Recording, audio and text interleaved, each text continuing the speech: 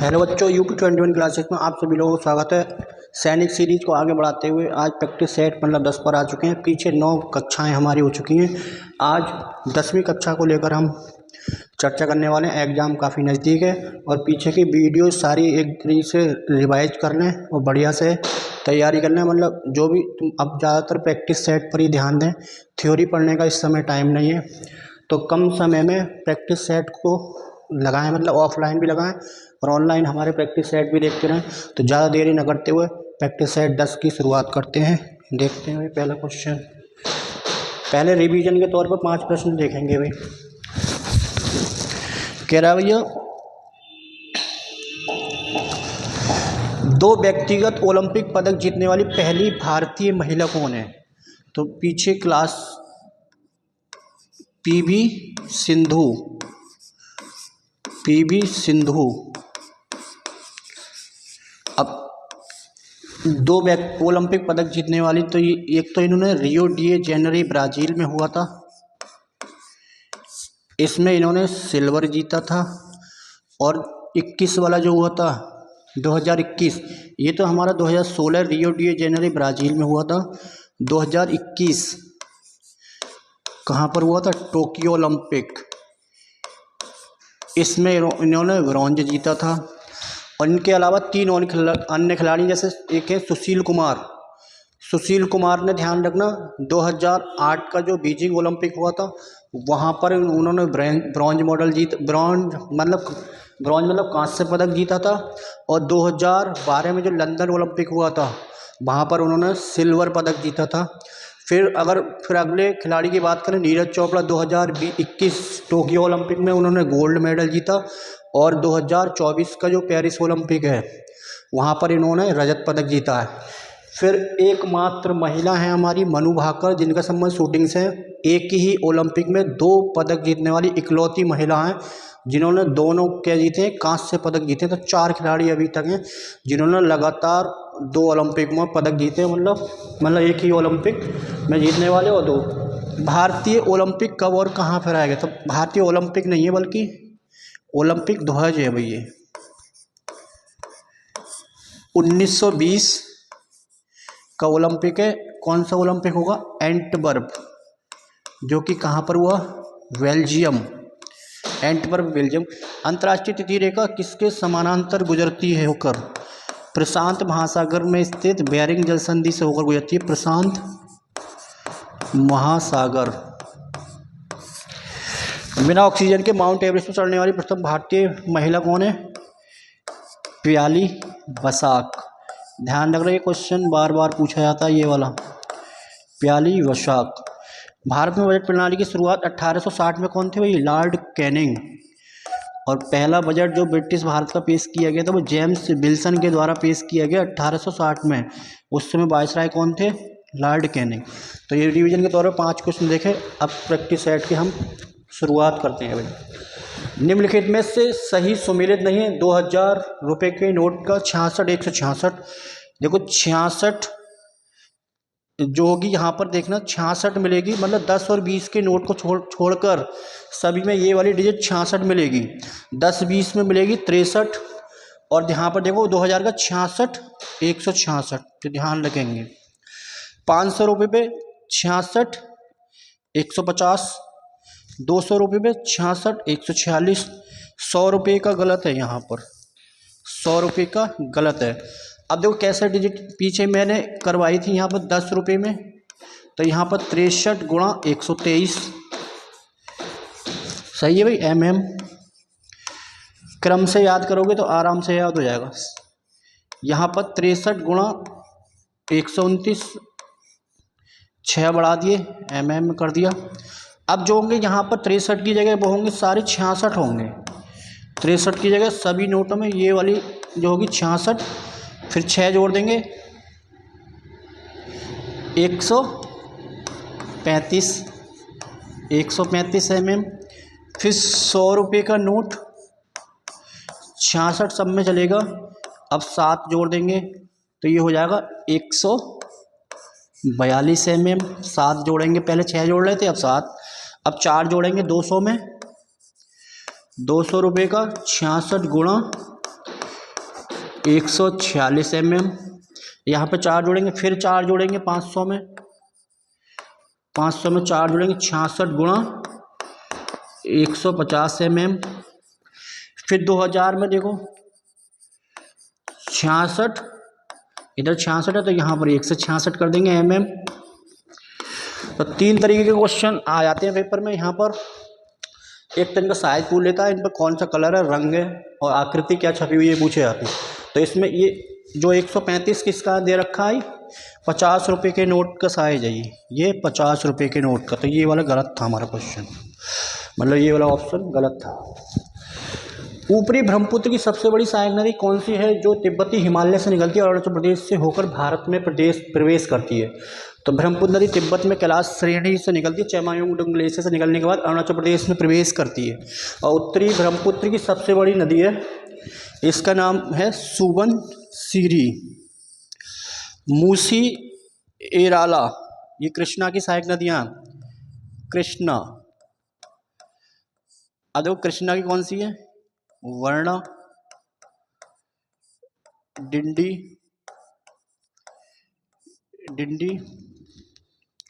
भीमा, तुंगभद्रा नदी हो गई। और यहाँ पर कोयना नदी, कोयना, घाट प्रवाह, माल प्रवाह,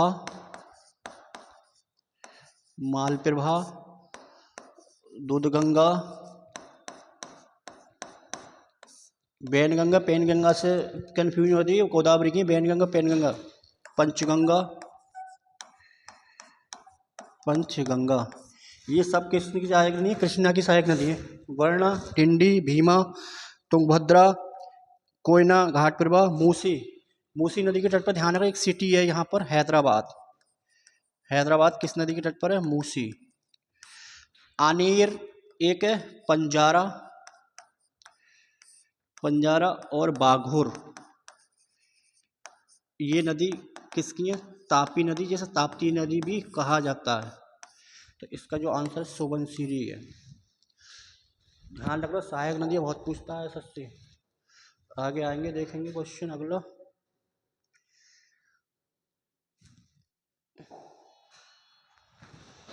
निम्नलिखित में से कौन ब्रह्मपुत्र नदी की सहायक नदी नहीं है, तीस्ता, सियांग, मानस, टॉन्स। किसकी है, यमुना की सहायक नदी, यमुना की सहायक नदी है। तीस्ता नदी ये बहती है भारत और बांग्लादेश में बहती है, भारत और बांग्लादेश में ये नदी बहती है भाई, भारत बांग्लादेश में बहती है। और भारत बांग्लादेश के बीच विवादित भी है। कौन सी, तीस्ता नदी, जो कि सिक्किम में निकलती है, जम्मू ग्लेशियर से निकलती है। और ये ध्यान रखना मानस भी है, सियांगी और बहुत सारी सहायक नदियाँ। आगे देखेंगे ब्रह्मपुत्र नदी का डायग्राम कुछ बना हुआ है भाई। देखो ब्रह्मपुत्र नदी जो निकलती है वो कैलाश श्रेणी में निकलती है, तिब्बत में निकलती है। और तिब्बत में से जाना जाता है यारलुंग सांगपो के नाम से जाना जाता है। और ये यहाँ से ग्लेशियर चेमा यंगडुंग ग्लेशियर से निकलती है, चेमा युंगडुंग ग्लेशियर से निकलती है, ये तिब्बत से निकलती है। तिब्बत के बाद ये भारत में एंट्री करेगी यांगयाप दर्रा, अरुणाचल प्रदेश में यांगयाप दर्रे से एंट्री करेगी। अरुणाचल प्रदेश में इसे दिहांग नाम से जाना जाता है। अरुणाचल, असम में इसमें शहर पड़ेंगे गुवाहाटी। अब देखो असम में ही इसका नाम ब्रह्मपुत्र पड़ जाता है, लेकिन पहले सांगपो नदी से बह रही थी, लेकिन असम पूछा जाता है ब्रह्मपुत्र नदी का ब्रह्मपुत्र नाम कहाँ पड़ता है, असम। तो भारत के 2 राज्यों से बहती है, असम और अरुणाचल प्रदेश। फिर इसके बाद डिब्रूगढ़ इसके किनारे शहर बसा हुआ, गुवाहाटी, तेजपुर, धुबरी से ये दक्षिण की ओर चली जाती है और कहाँ चली जाती है, बांग्लादेश में चली जाती है। और बांग्लादेश में से जमुना के नाम से जाना जाता है। 3 देशों से बहती है, तिब्बत, भारत और बांग्लादेश। अब देखो इसके बारे में खास क्या, ये भारत की सबसे चौड़ी नदी है, बहुत ही इंपॉर्टेंट है, भारत की सबसे चौड़ी नदी लंबी नदी तो पता ही है, लेकिन चौड़ी नदी बहुत कम बच्चों को पता होती है। सहायक नदियाँ इसमें कामेंग, तिरप, संकोश, बूढ़ी दिहिंग, जिया भरेली, पुतीमारी, और दो नदियाँ और ध्यान रखनी है, एक बराक नदी, बराक नदी ध्यान रखनी है, और एक हमें धनश्री भी नदी ध्यान रखनी है, जो कि किसकी सहायक नदी है, ब्रह्मपुत्र की सहायक नदियाँ। तो इतना कुछ हमें ध्यान रखना है ब्रह्मपुत्र के बारे में। कहाँ से एंट्री करती है, अरुणाचल प्रदेश दिहांग बोला जाता है। आएंगे अगले क्वेश्चन। सिंधु नदी महान भारतीय रेगिस्तान के पश्चिम में स्थित है। सिंधु नदी आंसर मैंने पहले बोल दिया। सिंधु नदी महान भारतीय रेगिस्तान रेड डैश में स्थित है। पश्चिम में, उत्तर में, दक्षिण में, पूर्व में। तो कहाँ पर है, पश्चिम में। तो इसका एक डायग्राम देख लो, कैसे पश्चिम में है देखो। अब देखो डायग्राम बहुत अच्छा बना हुआ। अब सिंधु नदी जो निकलती है, ये निकलती है भैया देखो मानसरोवर के निकट सिनकाबाब धारा से निकलती है, और कहाँ से, तिब्बत से निकलती है। और तिब्बत में से नाम दिया था सिंगी खमन या शेर का मुहाना, पूछा गया, बहुत इंपॉर्टेंट है। तिब्बत में ब्रह्मपुत्र नदी के था यारलुंग सांगपो, यहाँ पर खाया था सिंगी खमन या शेर का मुहाना। एंट्री करेगी लद्दाख से, और इसी के किनारे, सिंधु नदी के किनारे लेह शहर बसा हुआ है, और दो पर्वत श्रृंखलाओं के मध्य भी होती है। देखो इसके ऊपर कराकोरम है, फिर लद्दाख, फिर जास्कर, ये ट्रांस हिमालय की श्रेणियाँ। तो लद्दाख और जास्कर श्रेणी के मध्य बहती हुई सीधे कहाँ चली जाती है, पाकिस्तान में, और कराची के निकट अरब सागर में ये क्या करती है, गिरती है, मतलब अरब सागर में। अब देखो ये वाला जो है, यहाँ पर हमारा राजस्थान में सबसे ज़्यादा इसका क्षेत्रफल फैला हुआ क्षेत्र में महान रेगिस्तान, जैसा थार डेजर्ट के नाम से, तो इसके पश्चिम में स्थित है। तो यही क्वेश्चन में पूछा गया। इसकी सहायक नदियाँ जास्कर, स्वात, श्योक, सुरू। कारगिल नदी, कारगिल शहर सुरू नदी के तट पर है। लेह किसके तट पर है, सिंधु नदी के तट पर है। तो इसके आगे क्वेश्चन में हमने रखे हैं, आगे भी बहुत सारी जानकारी है क्वेश्चन। सिंधु नदी के संदर्भ में कौन सा कथन गलत है, तो सारा कर पाओगे आराम से। सिंधु नदी जास्कर और लद्दाख पर्वतमाला के मध्य बहती है, अभी पीछे पढ़ा था हमने। सिंधु नदी को सिंगी खमन शेर का मुहाना कहा जाता है तिब्बत में, ये भी सही है।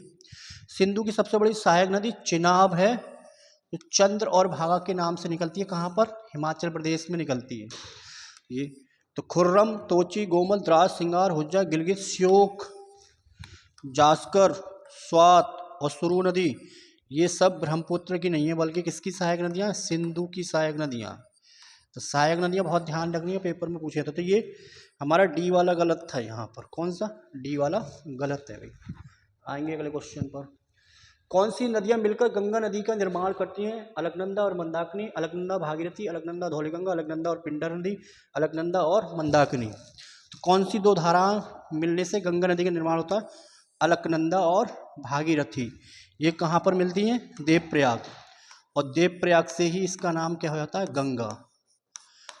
देवप्रयाग से इसका नाम हो जाता है, इन दोनों धाराओं के मिलने से गंगा नदी के नाम से जाना था। फिर ऋषिकेश पहुंचेगी, ऋषिकेश के बाद हरिद्वार मैदानी भागों में प्रवेश करेगी, फिर उसके बाद उत्तर प्रदेश। अगले डायग्राम से देखो, समझो, बहुत अच्छा सा डायग्राम देखो। ये वाली नदी जो है हमारी भागीरथी है, गौमुख या गंगोत्री ग्लेशियर से निकलती है। फिर ये वाली नदी जो हमारी, ये वाली, ये सतोपथ हिमनद से निकलती है, अलकनंदा नदी। और ये दोनों कहाँ पर मिल रही हैं, देवप्रयाग में मिल रही है, जो भी क्वेश्चन पूछा गया। फिर अलकनंदा में बहुत सारी नदियाँ मिल रही हैं सहायक, जिन्हें प्रयाग या पंच प्रयाग के नाम से जाना था। देखो पहला प्रयाग है विष्णु प्रयाग। अब विष्णु प्रयाग में जो मिलती है वो धौली गंगा नदी मिलती है, किसमें, अलकनंदा में। ये सारी अलकनंदा में मिल रही है, ध्यान रखना। और माना ग्लेशियर से निकलती है धौली गंगा नदी, और अलकनंदा कहाँ पर मिलती है, विष्णु प्रयाग। पिंडारी हिमनद से निकलती है पिंडार नदी। पिंडार नदी अलकनंदा से कहाँ मिलती है, कर्ण प्रयाग। तो कर्ण ने दान क्या किए थे, पिंड दान किए थे, कर्ण ने पिंड दान किए थे। फिर विष्णु जी के क्या करते हैं, पैर धुले जाते हैं, धुले, तो विष्णु प्रयाग धुले जाते हैं। तो फिर आगे आते हैं रुद्र, रुद्र, मंदाकिनी, मंद, रुद्र मीन गुस्सा, रुद्र मीन्स गुस्सा कैसा होता है, मंद। तो मंदाकिनी और अलकनंदा, रुद्रप्रयाग। नंद प्रयाग से याद कर लोगे, अलकनंदा मंदाकिनी कहाँ से निकलती है, त्रिशूल हिमनद से निकलती है। तो ये सारा डायग्राम, इन्हें कहा जाता है भैया पंचप्रयाग पूछा जाता है कौन सा पंचप्रयाग में शामिल नहीं है और कौन सी किससे मिलती है भाई, तो ये पूछे जाते हैं प्रयाग, ध्यान रखना भाई। आएंगे अगले क्वेश्चन पर। अरुणाचल प्रदेश को म्यांमार से कौन सा दर्रा जोड़ता है? दिहांग दर्रा, बोमडिला, यांग्या, पंक्सन और दर्रा। अब दिफू दर्रा की बात करें तो ये 3 देशों के ट्राई पॉइंट पर और मैकमोहन सीमा रेखा पर है। देखो त्रि जंक्शन पर है, भारत, चीन, म्यांमार के ट्राई पॉइंट पर है। कौन सा? ये अरुणाचल प्रदेश में है। कौन सी रेखा है पूछा था, कौन सी रेखा पर है? तो मैकमोहन रेखा पर है। और ये अरुणाचल प्रदेश में खींची गई है मैकमोहन। यांग्याप दर्रा अभी पढ़ा था हमने, कौन सा? ब्रह्मपुत्र नदी का प्रवेश, बोमडिला, दिहांग दर्रा। तो दिहांग दर्रा। अरुणाचल प्रदेश को म्यांमार से एक दर्रा हो जाता है, पंक्सन दर्रा, बहुत ध्यान रखना, पंक्सन पूछा गया यूपीएसआई में। पंक्सन दर्रा AP टू म्यांमार। यहाँ पर एक बुमला दर्रा, ध्यान रखना, बुमला बुमला। और एक ध्यान रखना है तो सेला पास। ये सब कहाँ के? अरुणाचल प्रदेश के हैं। सारे पासिस कहाँ के? अरुणाचल प्रदेश के हैं। तो सिक्किम के पढ़ लिए थे हमने बहुत सारे, उत्तराखंड के सारे, जम्मू कश्मीर, ये सब कवर करते चलना है भाई। माता की ओर से मुगल किसके वंशज थे? तैमूर, शेरशाह सूरी, चंगेज खान या इल्तुतमिश। तो ये माता की ओर से मुगल किसके वंशज? Genghis Khan. 1221 में भारत आया और इसकी मृत्यु हो गई 1227 में मृत्यु। पूछा जाता चंगेज खान की मृत्यु 1227। कौन सी जनजाति संबंध था? मंगोल जनजाति संबंध था। और इसने इल्तुतमिश के समय आक्रमण किया था। एक इल्तुतमिश के समय आक्रमण, इल्तुतमिश के समय आक्रमण किया था किसने? Genghis Khan.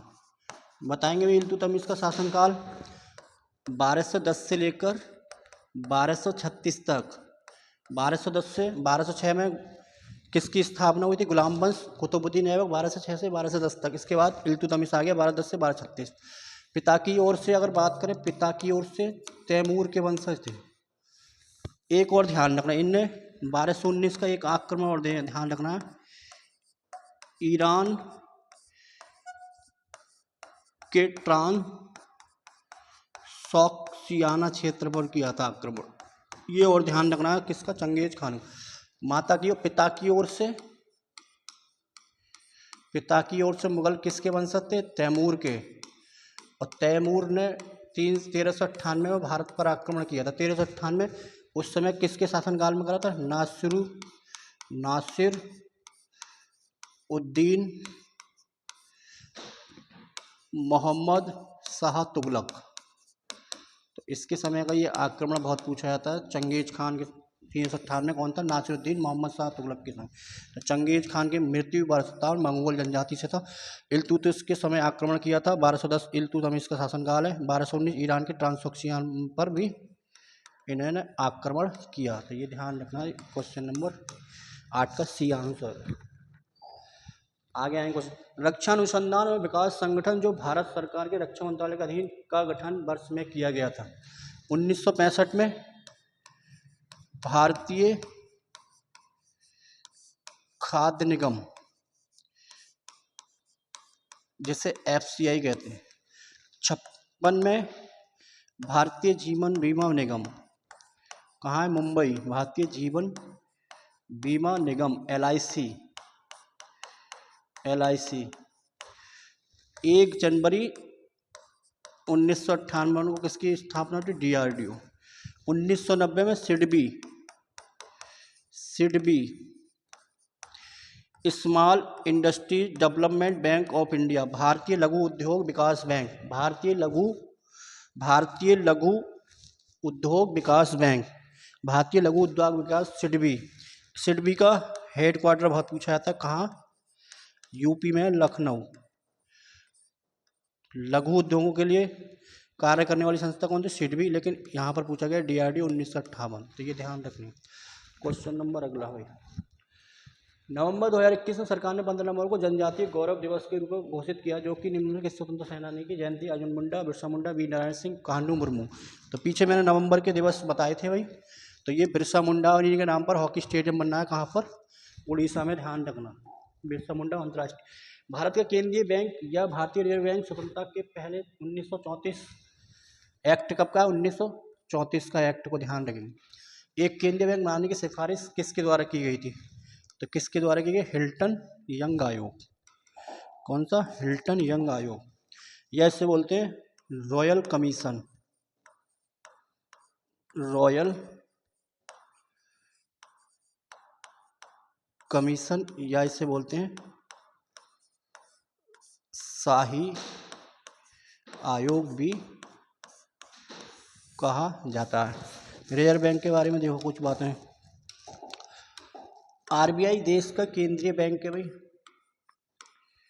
एक्ट 1934 का है। इसका हमें ध्यान रखना, लेखा वर्ष जो होता 1 अप्रैल से, अब इसका जो वर्तमान में 1 अप्रैल से 31 मार्च तक इसका लेखा वर्ष है। इसकी प्रकृति कैसी है? सांविधिक, स्टैच्यूटरी बॉडी, सांविधिक संस्था है, सांविधिक संस्था है। स्थापना हुई थी इसकी, स्थापना 1 अप्रैल 1935। कितनी पूंजी के साथ? जमा पूंजी 5 करोड़ पूंजी के साथ इसकी स्थापना की गई हुई। इसका प्रतीक चिन्ह में देखो, प्रतीक चिन्ह में क्या है? एक बाघ है प्लस ताड़ का वृक्ष। यहाँ पर मुख्यालय था इसका कोलकाता में। कहाँ पर स्थापना की गई? कोलकाता में। इसका मुख्यालय कोलकाता में, लेकिन 1937 के बाद से मुख्यालय इसका कहाँ पर है? मुंबई में। 1937 के बाद। ये ध्यान रख लें, प्रतीक चिन्ह बाघ ताड़ का 5 करोड़। इसे राष्ट्रीयकरण, नेशनलाइजेशन कब किया गया? राष्ट्रीयकरण 1 जनवरी 1949। 1 जनवरी 1949 को हुआ था। 1 जनवरी 1949 को इसका राष्ट्रीयकरण हुआ था भाई। इसके वर्तमान, इसके पहले अध्यक्ष कौन थे? फर्स्ट अध्यक्ष सर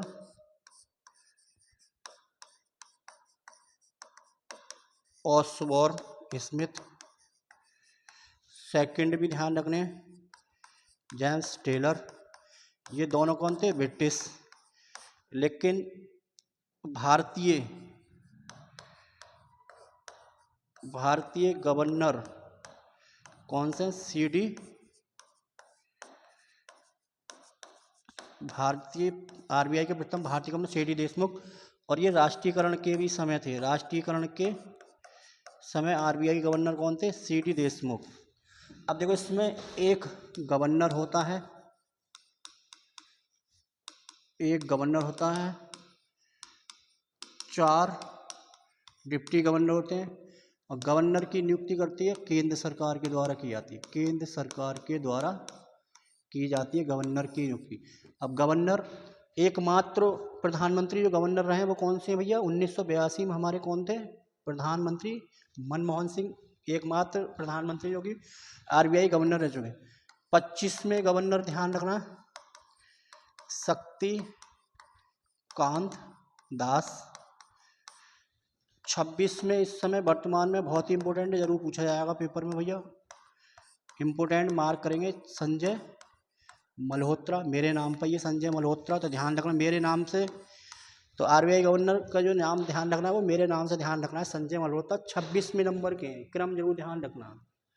तो इतना ध्यान रखना, देश के केंद्रीय बैंक के ये सारे इंपॉर्टेंट फैक्ट हैं। एक्ट 1934 का ध्यान रखना। संगीत नाटक अकादमी, भारत की संगीत नृत्य और नाटक की राष्ट्रीय अकादमी। इसे 1952 में तत्कालीन डेट डैश भारत सरकार के एक प्रस्ताव द्वारा बनाया गया था। इसे के पहले अध्यक्ष पीवी मनराज मन्नार, देखो पहले अध्यक्ष भी दे रखी। तो ये ज़्यादातर बच्चे नृत्य मंत्रालय लगाएंगे, क्योंकि नृत्य मंत्रालय, और ज़्यादातर इसमें बच्चे लगाएंगे कला मंत्रालय, जो कि गलत है। इसमें ये आंसर है शिक्षा मंत्रालय। लेकिन इसका उद्घाटन पूछते हैं, एक क्वेश्चन और पूछा जाता है यहाँ से, उद्घाटन 28 जनवरी 1953 किसके द्वारा किया गया? भारत के पहले राष्ट्रपति डॉक्टर राजेंद्र प्रसाद के द्वारा किया गया। और इसका हेडक्वार्टर वो कहाँ पर है? नई दिल्ली में है। तो ये ध्यान रखना, कौन सा शिक्षा मंत्रालय प्रस्ताव द्वारा, और लेकिन उद्घाटन 53 हुआ था 28 जनवरी, ये ध्यान रख आएंगे क्वेश्चन। उत्तरी पूर्वी राज्य में स्थित कौन सा राष्ट्रीय उद्यान भारत में 4 बड़ी बिल्ली प्रजाति जैसे तेंदुआ, बाघ, मेघ तेंदुआ और हिम तेंदुआ का एकमात्र उद्यान के साथ? दाचीगाम। ये है जम्मू कश्मीर में, किसके लिए फेमस है?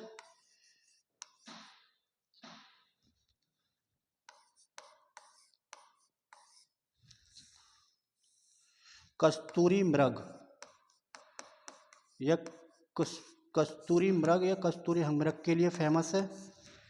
हेमिस, ये भारत का सबसे बड़ा नेशनल पार्क है हेमिस, सबसे बड़ा। और ये किसके लिए फिर उसे? हिम तेंदुओं का घर है, ये हिम तेंदुओं का घर हेमिस। सबसे छोटा साउथ बटन राष्ट्रीय उद्यान जो कि अंडमान निकोबार, नामदफा इसका आंसर होगा, नामदफा। गिर कहाँ पर है? गुजरात। किसके लिए फेमस है? एशियाई शेर के लिए फेमस है।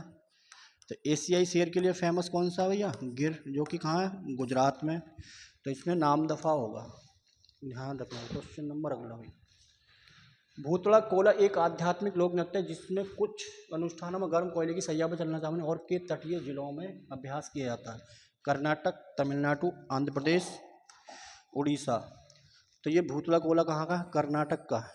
तो ये ऑप्शन से रिलेटिव कुछ नृत्य हम ध्यान रखने देख लेंगे, लिखने में काफ़ी टाइम लगेगा, तो यहाँ पर देखेंगे। कुछ दिख रहा है भाई? नहीं दिख रहा, चलो मैं बड़ा करके इसे नीचे कर देता हूँ, थोड़ा सा देखते हैं पहले इसे, हैं इसे देखते हैं पहले कर्नाटक के देखते हैं। अब देखो कर्नाटक के देख रहे हैं पहले। देखो सबसे इम्पोर्टेंट है कर्नाटक का एक बोलक आर्ट, बहुत इम्पोर्टेंट है भैया। उम्मट आर्ट, कुर्ग, कर्नाटक के कुर्ग में, तो आर्ट वाले ध्यान रखना, बोलक आर्ट, उम्मट आर्ट। भूत आराधना बहुत इंपॉर्टेंट है भैया, और भूतला कोला जो कि क्वेश्चन में था। लाम्बी काफ़ी इंपॉर्टेंट। बीरगा से दशहरा फेस्टिवल भी किया था। कामसले, कामसले, गुड़िया कुनीथा, डोली कुनीथा, सब कहाँ के? यहीं के, कर्नाटक। आंध्र प्रदेश का देखो, ये जीडी में पूछा गया, कोनाल नालू जिसे छड़ी नृत्य भी कहा जाता है। भामाकल्पम कुचिपुड़ी से संबंधित है ये, भामाकल्पम। वीर नाट्यम, देखो नाट्यम दो, वीर नाट्यम और विलासिनी नाट्यम। ढीमसा, ऐसे ढीमसा भी कहता है। घंटा मर्दाला, दप्पू, विधि भागवतम बहुत इंपॉर्टेंट है। बुट्टा बोमलू, सही है भाई। आगे आएंगे, तमिलनाडु में देखेंगे थोड़ा सा। अब देखो ये ऊपर के देख लें थोड़े से, देखो ऑप्शन से रिलेटिव क्या है, देखो दिख रहे हैं भाई? इधर साइड से हट के बता रहा हूँ मैं। देखो कुम्मी डांस, करगम, काबड़ियट्टम, ये बहुत इंपॉर्टेंट। तमिल समझे, मुरुगन की पूजा के दौरान ये भक्तों द्वारा किया जाता है। ये तो शुरू वाले तो ध्यान रखना है।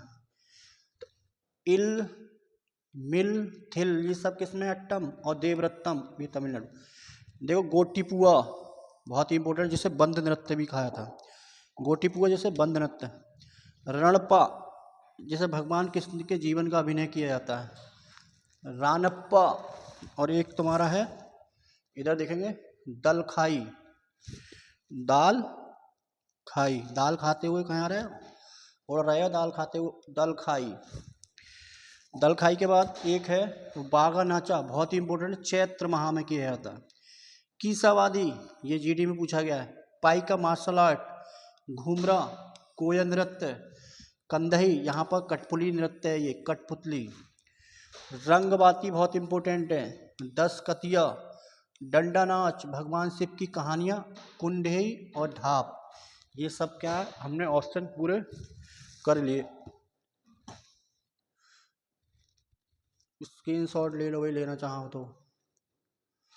हट गया साइड में स्क्रीनशॉट, काफ़ी इंपॉर्टेंट है भाई। साउथ इंडियन कर चुके हैं हम कवर लगभग।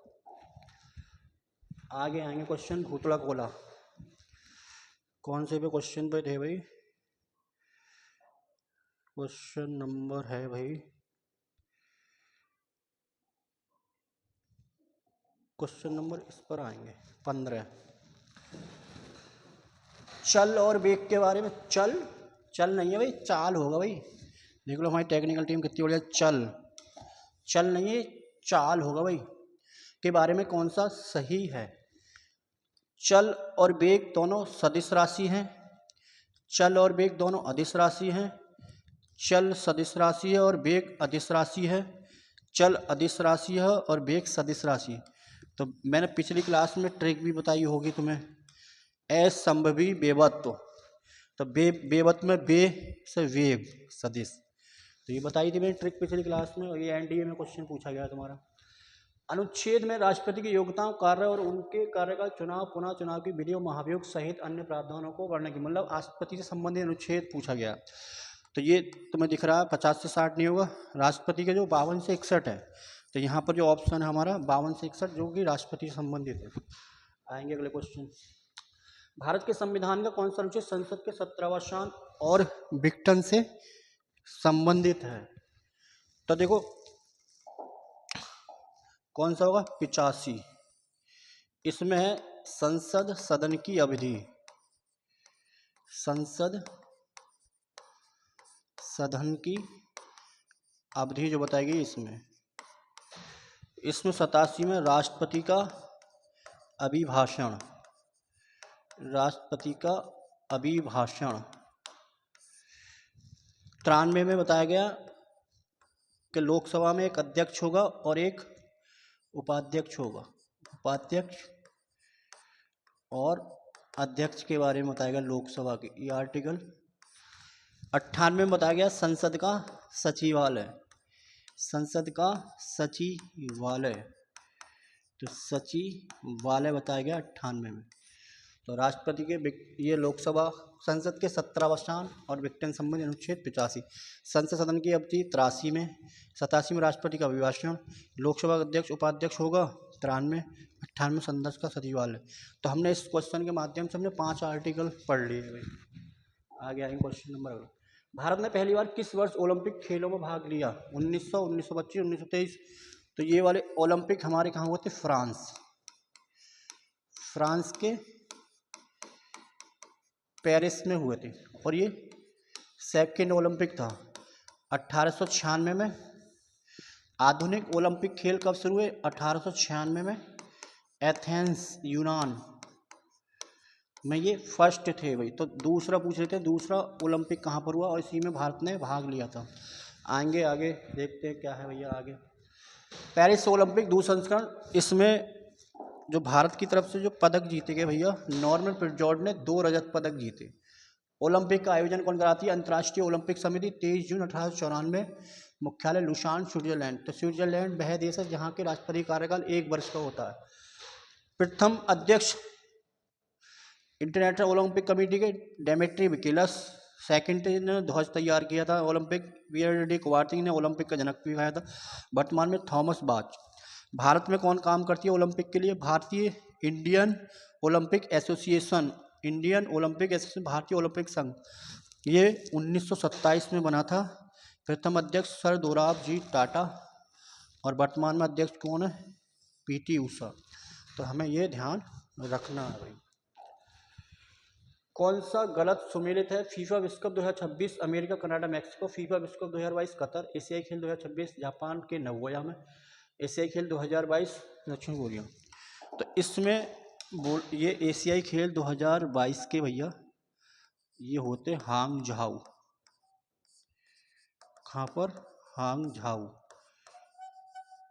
चीन में। दक्षिण कोरिया में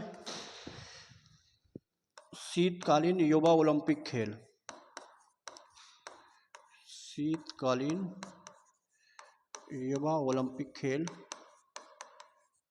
2024 कौन सा शहर है? गैंगवॉन शहर में होंगे। तो ये दक्षिण कोरिया में कौन से होंगे भैया? शीतकालीन युवा ओलंपिक खेल 2024 कहाँ होंगे? दक्षिण कोरिया के गैंगवॉन में। लेकिन 2022 में ऐसे खेल कहाँ पर हुए थे? हांगझाऊ चीन में हुआ था। तो ये वाला ऑप्शन गलत था बेटी। आएंगे भाई लास्ट क्वेश्चन पर। छोटी आंत की आंतरिक दीवारों में उपस्थित उंगलियों जैसी संरचनाओं को क्या कहा जाता है? क्या कहा जाता है? तो विल्ली कहा जाता है। अब देखो यहाँ से क्या पूछा था? छोटी आंत और बड़ी आंत की लंबाई का अनुपात पूछा। छोटी आंत की लंबाई ज़्यादा होती है और बड़ी आंत की लंबाई कम होती है। तो देखो पूछा गया है पेपर में, ध्यान रखना। 5:1 कितने भाग होते हैं? 3 भाग होते हैं। कौन कौन से भैया? ग्रहणी, एक भाग होता है जेजुनम, एक होता है इलियम जो कि बड़ी आंत से जुड़ा होता है, इलियम।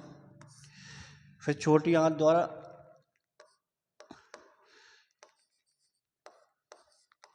एक पॉइंट और पूछा जाता है, छोटी आंत में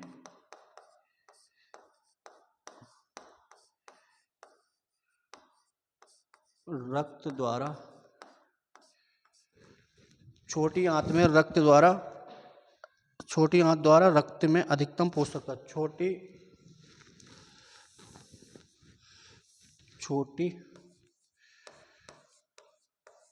आंत द्वारा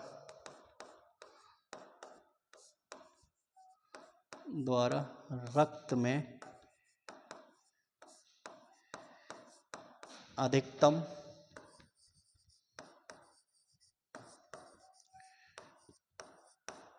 अधिकतम पोषक तत्व अवशोषित होते हैं, अवशोषित होते हैं। अब ये पूछा गया तुम्हारा डीपी 2020, दिल्ली पुलिस 2020 में ये पूछा गया।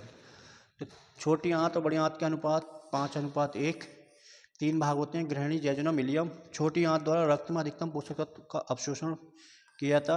आंतरस कहाँ से निकलता है? ये भी छोटी आंत से ही निकलता है, आंतरस। तो इसमें विल्ली कहा जाता है, जो छोटी आंत के आंतरिक दीवारों पर उंगलियों जैसी संरचना होती है, विल्ली या विलाई भी बोलते हैं। तो आज की क्लास कैसी लगी कमेंट जरूर करें और लाइक भी करें वीडियो को, और कोई सुझाव हो जरूर दें। तब तक के लिए जय हिंद, जय भारत। अगले प्रैक्टिस सेट के साथ जल्द ही मिलेंगे।